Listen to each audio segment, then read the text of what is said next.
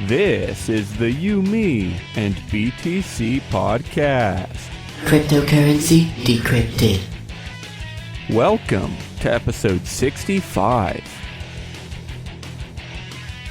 We're going to get started right away today. This is an interview with Angela Keaton from Antiwar.com and Drew Phillips from Bitcoin Not Bombs. Your hosts are Tim Baker, John Stuart, and myself, Daniel Brown. Here we go.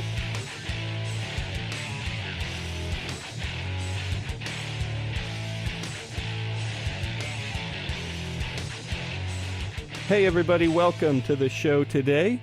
This is the You, Me, and BTC podcast. This will be episode 65. We're recording on a Monday night, and you'll be hearing this in just a few days on a Thursday.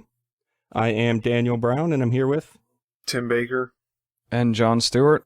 And we have two really special guests with us. We're so glad to have these guys. Angela Keaton from Antiwar.com. Hey. And Drew Phillips from Bitcoin Not Bombs. Hey everyone, thanks for having us. So like I said, we're so excited to have these guys. And the big story that we want to hit, well, there's sort of two things, but they're connected. It all started when Angela Keaton, like I said, she's in charge of Antiwar.com, and they had some ads, some Google ads pulled for some kind of sensitive images, even though they'd been there for, I think, 11 years or something. So I'm going to let her tell us more about that, and then we're going to jump into a contest, actually, a peaceful meme contest started at Bitcoin Not Bombs. They're trying to just raise some awareness of what Google's kind of doing and hopefully kind of supporting the effort for peace and everything. So really excited to jump into all that. And I guess we'll just get started with you, Angela. First of all, thanks for joining us. And I guess I'll just ask you to start at the beginning and tell us what went down with all this Google stuff. The best, and of course there's some dispute about different points of this, but basically, very early Wednesday morning, our webmaster Eric Garris received a notice saying,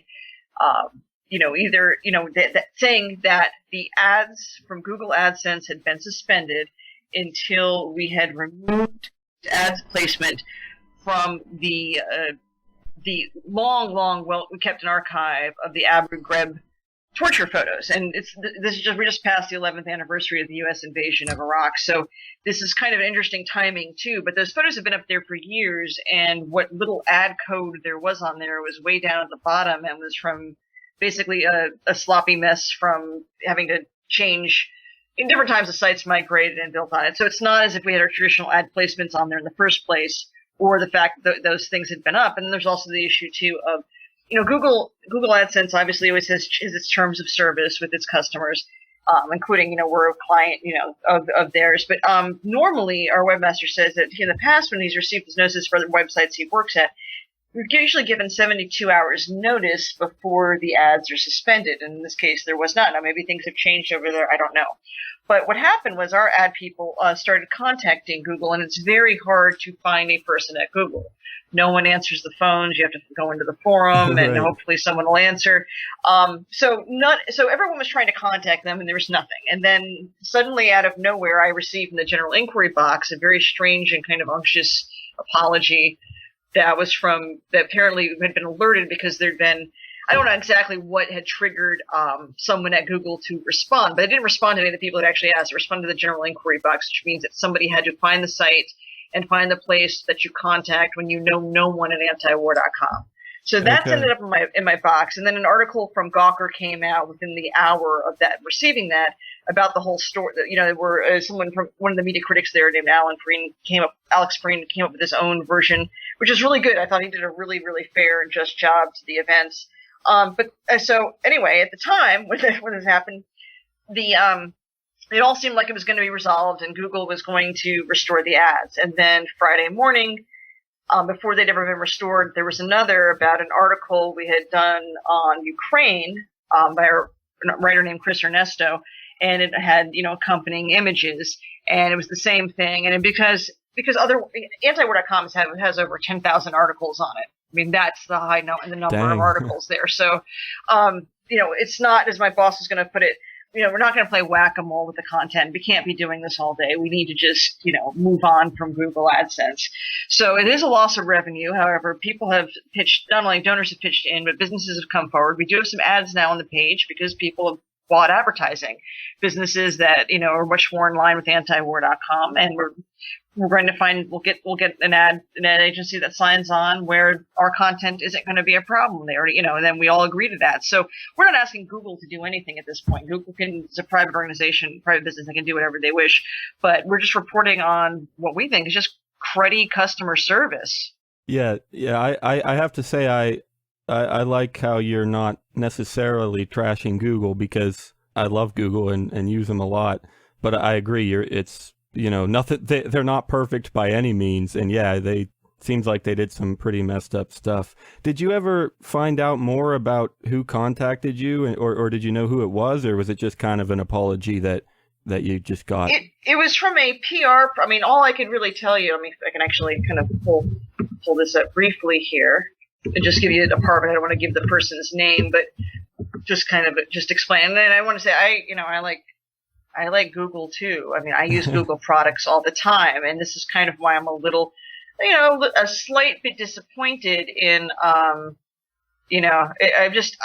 slightly disappointed in what has happened, but I'm not stunned or shocked. It was somebody who I believe, a member of our media team noticed your blog post and informed me that regarding the issue you raised in the post. I'm very sorry that you had this experience, as we should have warned you before blacklisting the site, which we didn't. A warning would have, so they admitted to that, and please remove the ad code from the page, and then please file a site appeal, and our team will review, and so on and so forth. Google does need to be careful, blah, blah, blah, and please reach out again. Now, this was an email that was directed to the, whoever posted the blog, and this is how it ended up in the general inquiry website. So they only responded when the negative publicity was becoming obvious on a large site. Otherwise, I don't think anyone, it would have been weeks. And then one of the funny grace notes to this, is that it was that Google has provisions for you to appeal things by U.S. mail. So Yeah, anyway, it seems like a lot of company, or not a lot of companies, but like I've heard of like gym I go to, if you try to get out of a contract with them, they'll make you send something to the U.S. Postal Service, and it's like, it's obviously just like trying to keep it, just slow everything down for it. But right. Hey, Angela, can you tell us a little bit more? Well, I think you mentioned that the pictures were from the Ukrainian conflict, but that was the second set of complaints. Okay. Can you tell us just, because, I mean, we're definitely a liberty-oriented podcast, and I know we have a lot of listeners that agree with us, but we're also a Bitcoin podcast, and we don't hit this kind of stuff all the time. So do you want to give us an overview of why you talk about conflicts like that, why you want to show people these kinds of images, and just what your goal is and why you want to keep that stuff on there? Well, it's reporting. It's important to, all it is it's reporting. I mean, the agenda behind it is right in front of you. It's antiwar.com. We're pretty clear of the fact that we, regardless of whether or not you're libertarian or conservative or liberal, progressive, leftist, Marxist, however you identify, all we're doing is making it clear is that this is what the United States does with taxpayer money, and does it to children and does it to elderly, and involves killer robots and poisons the land and occupies it and builds giant bases that antagonize the locals, since who the hell wants their land stolen, to have some other country essentially occupy a giant space. And who wants the CIA to, install puppet dictators or overthrow democratically elected leaders, or generally get themselves involved in other people's business that has nothing to do with us and only makes our lives less safer and more expensive. So much of your tax money is just being taken away by a larger and larger, what Rothbard used to call the welfare warfare state. The Pentagon's just a giant part, just a giant welfare program. So, it's for Bitcoiners, I mean, obviously, most of the people in this audience have already decided that they don't want to use, empire blood money, as the kids who taught me with we hadn't jumped on top of Bitcoin quickly enough. But, and just think about the ways that your money is being used. And, this is a way to get around that, I think. I mean, that's why one of the reasons why I like Bitcoin. It's not that it's most perfectly anonymous, but it does allow some privacy and does allow some escape from the tax system. Oh, yeah, definitely. That's definitely one of our biggest goals, and hopefully a lot of other people go for that kind of thing, too. So I guess we'll just mention you do accept Bitcoin donations, right? No, you better believe it. We've been doing that thanks to Drew since November of 2012. We had a long discussion about this. I come from kind of a more traditional Austrian economics background, so I tend to call it, I won't say the word for a gentleman, but something that rhymes with bit, and that's what I would call it, Bitcoin.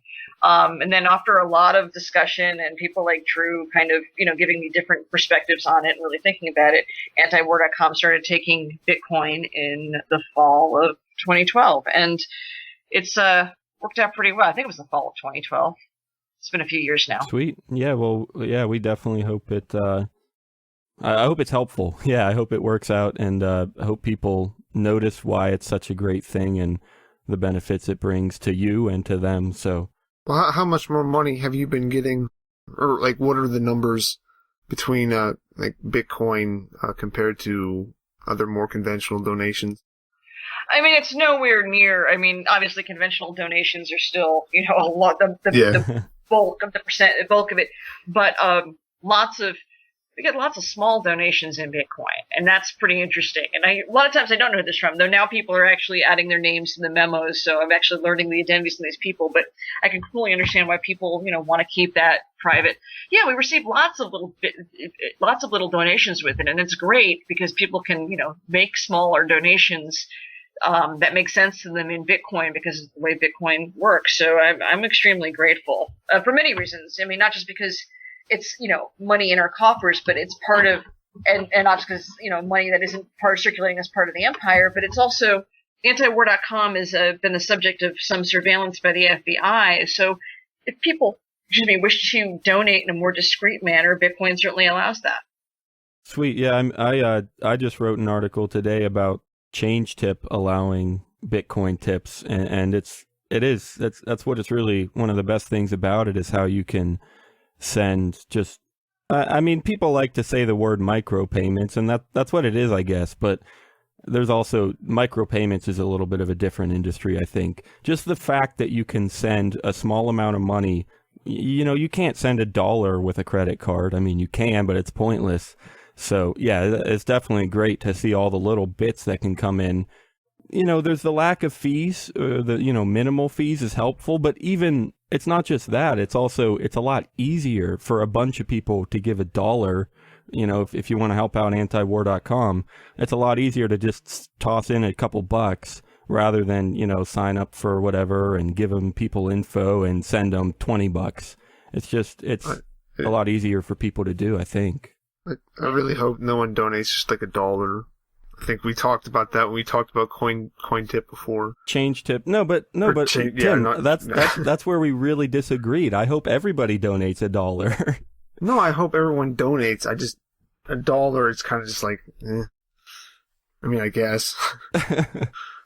Not if everyone does it, but yeah, but not everyone's gonna do it. We're still going to be grateful, even if it's $1. Yeah. We're still going to be thankful, and we're still going to thank people. We're not going to do what some people who rely on donations do. You'll never hear us complain about it. $1. That's trust me, everything costs. So I'm always grateful, for tiny bits of Bitcoin. So no problem with, no problem from here. Yeah. Tim and I had a pretty awesome discussion about that. I don't know. With you is awesome. It has to be awesome. Anyway, well, hey, Tim or John, anything about Antiwar? Anything for Angela before we try and jump into this contest? I watched most of everything that I heard about this story before was from the video on Russia Today, and I liked that instead of like the guy interviewing you seemed to be trying to push you into kind of like going off on describing Google was having this like conspiracy, and you weren't going right into that, which is something it seems like a lot of people in the libertarian community tend to do. I guess, or not a lot of people, but whenever you see it sometimes when like they get a little bit harassed and it's just automatically, it's just all about it. But you were at least being, I think, at least sensible and not just automatically jumping to that Google was out to get you, and it could have been a mistake, but yeah. Well, I read a little bit about that for a subject similar to that for Daily Bell a long time ago when they were sort of doing one of these written interviews. But it's very easy to be cynical about Google and the United States government, and it's always easy to be cynical about the motives of people with a lot of power, because if you think of all the things they do, yeah, there are good reasons to assume. But I spent 3 long years in what seemed to be a prison at the time, but in law school, and it just decided to train my thinking to, I mean, my gut always assumes the worst, but my brain is like, let's just look at what the evidence is. And so far, we don't have a lot of evidence pointing to conspiracy, but we do have a lot of evidence pointing toward really horrible customer relations from people who like Google products. One of my computers for Antiwar.com was a Google Chromebook. I started using Gmail very early on because the people who read Antiwar.com tend to be of a certain mindset, whether they're right, libertarian, or hard left. They tend to be early adopters of all kinds of technology. There's a large overlap, and I don't think Google really has its has the tech base in mind, because people who are techies tend to be anti-authoritarian and tend to probably have politics that would be more in line with, yes, let's see the pictures of Abu Ghraib. Yeah. So that's where I am, but it doesn't mean there isn't a grand conspiracy. I have no evidence of it, and I just think that they're being really, really silly and short-sighted. Yeah. Google is. I mean, I'm sure as far as the pictures go, I'm sure part of it is just that Google, it's not really feasible for them to check every single case. It's easier for them to just kind of have this blanket policy where some people are going to have pictures like that, and it's something that you wouldn't want to have ads on because they're using it for not to spread awareness, but for other means. Right. And Oh, yeah. I think it's just easier for a company as big as Google to kind of just have a flat policy towards this. But yeah, I mean, it's still sad that small sites like you guys kind of get thrown under the bus when it comes to things like this.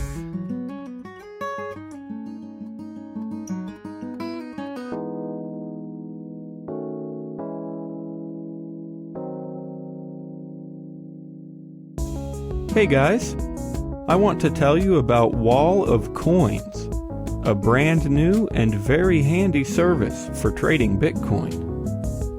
The platform is designed to enable anyone to get their hands on some Bitcoin. Buyers are quickly connected to an authorized, trusted seller within the Wall of Coins network. Just set a dollar amount for your order, safely pay at a bank near you, and you instantly own more Bitcoin. Buyers don't even have to create an account, so anyone can have access to Bitcoin. Got some extra coin lying around? With Wall of Coins, you can sell it for cash, available immediately in your bank account. Visit wallofcoins.com right now to see just how easy it is.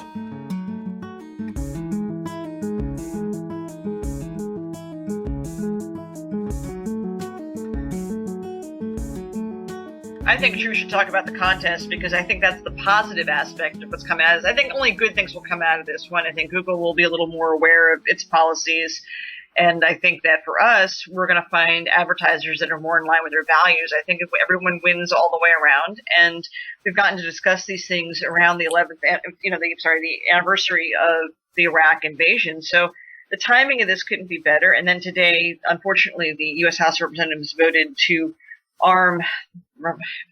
send arms to Ukraine, which of course will be just a mistake. Oh, yay. Yeah.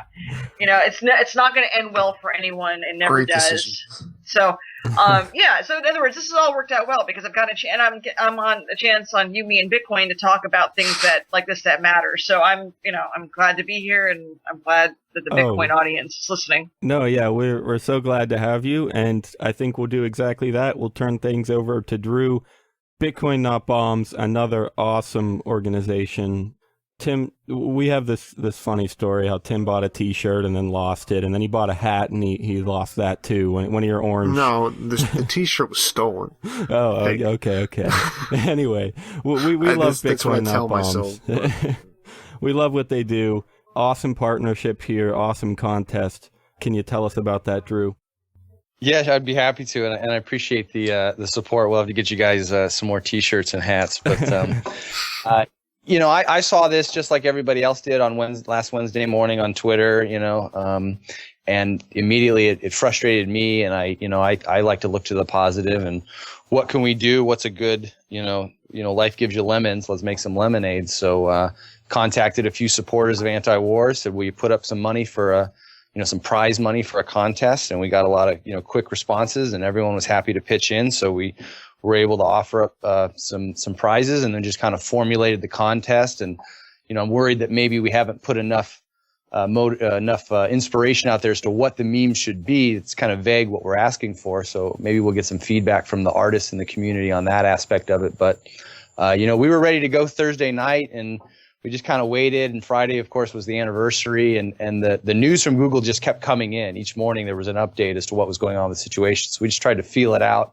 And then by Friday, we just felt we were ready and put up a blog post. And I was happy to get an email from Daniel the next day, expressing your guys' interest in supporting it. So, we just hit the ground running and put out a contest. The prizes are 1 Bitcoin for first place, 10 ounces of silver for second, 5 ounces of silver for third. And then you guys are going to pay out, I think, a 0.1 to the top 5 runner-ups. So we're asking artists to create a pro-peace meme, and that's kind of vague. But everyone says, why are you always anti something? Why can't you be pro something? So, we are anti-war, but we want to be pro-peace. So we're calling it a pro-peace meme contest. Oh, that's awesome. And we want artists to submit whatever they feel expresses their frustration against the war machine. It doesn't necessarily have to be about the Google story, but that's certainly the impetus. And over at Mises, Dan came up with this great hashtag, which was "Don't Expose Evil," and so we sort of use that as the sort of the theme of it. So you don't have to add the hashtag, you don't have to add a QR code for Antiwar on your meme if you don't want to. But those are sort of some ideas. There's some art already out there that we've put out about Antiwar that people can use for inspiration. But we want to see what the community comes up with, and the more memes the better, because they all get shared. We can only have the top 8 winners, I guess, but actually get a little bit of prize money. But all of the memes are going to get shared, of course, and be posted on the website. So it's just a great way to turn our creativity around and really let people know how much we support Antiwar and the good work they do. Yeah, I think that's one of the best things about memes is if they're well done, so many people see them. Millions of people see them as they get shared across Twitter and everything. So definitely, a place that we can make an impact. I mean, it's a small impact because there's, millions of people see them, but they see 100 memes a day. So it's hard to push through all that, but it's an awesome thing. If a picture it says 1,000 words, then 30 memes says 30,000. That's right. So, that's right. Yeah. And if you I don't know, if you do something with a little bit of like fun to it or some comedy to it, people even if it's something that they don't normally want to think about, it does help, I think, people to kind of absorb it and to remember it. Well, one of the other reasonings behind this was, the photos from Abu Ghraib are very, very, very awful photos. They're not pleasant at all. It's important that they stay up on antiwar.com, and they're not going to waver on that. There's no way those photos are coming down because the public needs a chance to see them. But that said, they're not pleasant to look at. I don't enjoy looking at them. They made my stomach turn when I called up the page again. And so, to combat that, go with something positive. How can you spin that and not, we don't want to push those photos onto people. Yeah. If you want to go to the website and view them, they're certainly there for you to do that so that you can know the real gravity of the situation. But that's not exactly, Antiwar's mission is to show you, ugly photos. We want to show you the positive side of the anti-war movement and the pro-peace movement. So, that's just another way to combat the sort of the nastiness of war is, there is a positive side. There's a lot of things that artists could cover in this contest and a lot of things they could express, and through their creativeness, messages they can convey. So, it's a way to combat that and let people know that we're not just here, this isn't just shock jockeying. It wasn't like those photos were there to gain clicks. Those photos were there because it's important documentation of the war. But we don't want to necessarily just keep throwing that in people's faces. Yeah, that's awesome. It kind of comes up fairly often, but we never really have made a huge point out of talking about it, that it there is so much negative stuff, and it's really easy to say, to like define yourself by what you're against, but it's great to have something like this where it's more focused on what are we for and what's the positive side of the argument. Yeah, definitely. Absolutely. And I can't wait to see, because I've been watching the Bitcoin memes, and there's a lot of good artists out there, BTC Art Gallery and Philippe and some other great artists in the space that do some really creative stuff and really cool memes I'm sure a lot of people have seen. And so I hope that, a Bitcoin, the top prize of 1 Bitcoin is enough to motivate the artists in the community to come out and do their best effort. And I'm really excited to see what everyone comes up with. Yeah, I guess also just to remind our audience and just to say that we really do care about, we think art makes a difference. I should mention that John has kind of a sub podcast or something called Bitcoin and the Arts. He does it once a month. And yeah, it is true that in the Bitcoin community, in the Liberty community, art, well, I guess in any community really, art matters, and it's emotional, it's powerful. So yeah, that's a great way to get this stuff out there. And maybe it's worth mentioning the contest details, that it is only a 30-day contest. We started on the 20th, so we're going to end on April 20th at midnight. So, people don't, we don't have a lot of time. I guess there'll be about 3 weeks left, a little over 3 weeks when this podcast airs. So people should probably get on it sooner rather than later. They can go ahead and send that over to Bitcoin Not Bombs. The email we've set up is don'texposeevil@bitcoinnotbombs.com. So submit it there. But you're free to, so we can judge it, but you're free to tag us on Facebook and Twitter, and we'll start sharing them soon as the artist can produce them, Oh, yeah, please, anybody that can jump in and do a submission. Well, hey, before we wrap up, I do also want to mention that just to make sure these people are recognized, the first place prize is from luxstack.com. That's LUX stack. Second place prize is from rrbi.co. That's Roberts and Roberts, right? Roberts and Roberts. That's brokerage. Correct. And the third place is from freedomsphoenix.com. These are all great people, great organizations in the anti-war or pro-peace movement. So definitely check them out. And don't forget you guys.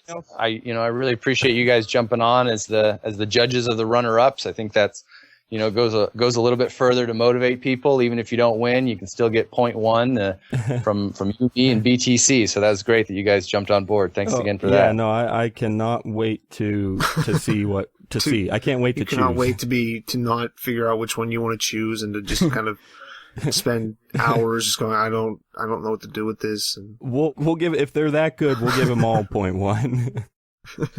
Yeah, we have a running history of being indecisive, but honestly, incredibly indecisive. Honestly, though, I'm really proud to have our names on there. This is a great thing to be able to support. No, and we appreciate it, and others are welcome. As Angela said, some companies are not going to be comfortable advertising or associating with a message like that, And this is in some sense we want to separate the men from the boys, and if you're willing to stomach this type of material and recognize how important it is that they continue to do their job at Antiwar, then there's advertising available, or if you just want a recognition and a shout out, we can take care of that, and hopefully people who do gravitate towards this stuff will contact us. And if you're not into if you're not pro peace, well, then, you can go advertise on Google AdSense and hope that works out for you. Yeah, well, actually, that's something also that I meant to mention a while ago. But the cool thing about selling ads personally, Angela, like you said you were doing, is there's not really any commission if you can find people. I think the AdSense commission is like 50%. I think they take about half of what the advertisers spend. Half of it goes to Google, and the other half only the other half goes to you. So hopefully you can, have a little bit more money through some personal ad sales and stuff. But yeah, I think in the long run this is going to be better. I think it's just in so many ways, and then we'll finally get businesses that get what we're talking about. Absolutely. I have two more real quick things. First of all, have you received any submissions yet? No. All right. Well then, audience, you better get on that, please. What's the email address again? It's don'texposeevil@bitcoinnotbombs.com. We do have a contact on the website. If you get lost, you can just hit that there. But the top post right now at bitcoinnotbombs.com is the details for this contest. It says Google Don't Expose Evil Pro Peace Meme Contest. So hit that blog post, and you'll get all the detail and the emails there. And you can see the prizes and the sponsors and get more information on it. Definitely, yeah. Get that up there, because right now there's 8 prizes available. So you got some awesome opportunities there. Second thing, can people submit more than one? Absolutely. We were just going to judge the ones that we feel are the best, but if you want to take 2 or 3 cracks at it, please do, because again, at the end of the day, we can only pay out at this point 8 of them, but we want multiple memes, and we will share your memes. They're all going to get posted to the website. They're all going to be available, so nobody's going to get ignored, and you're going to get your chance to have your art seen. Make sure we recognize the artists themselves and link back to their sites and blogs and et cetera. So it's just a good opportunity to get all the artists in the community, thinking about this and publicizing some of their works and stuff. And actually, on Twitter, I've been going back and doing searches for, hashtag Bitcoin art, stuff like that. And I'm just finding all this great stuff and finding different artists in the space that I've never seen before and sending them a quick note, letting them know about the contest. So this is just a great opportunity for everyone to come out and show off their skills. All right. Yeah, we absolutely hope that they all jump on that and produce some amazing stuff. Tim, John, Drew, Angela, anything else before I close us off?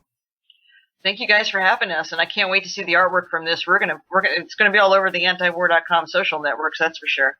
All right, sweet. Well, yeah, this was Angela Keaton from Antiwar.com, Drew Phillips from BitcoinNotBombs.com. Thank you both very much for being here, and best of luck, dealing with something other than AdSense. Best of luck with the contest. I cannot wait to see where all this takes us in the pro peace arena. No, thank you guys so much. Yeah, thank you. Thanks.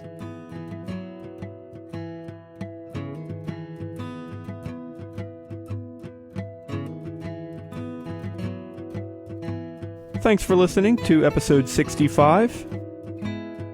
All of the music in today's show was from John Stuart.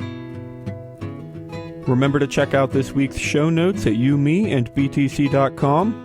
And remember to find the Pro Peace Meme Contest at Bitcoin Not Bombs and submit your entry.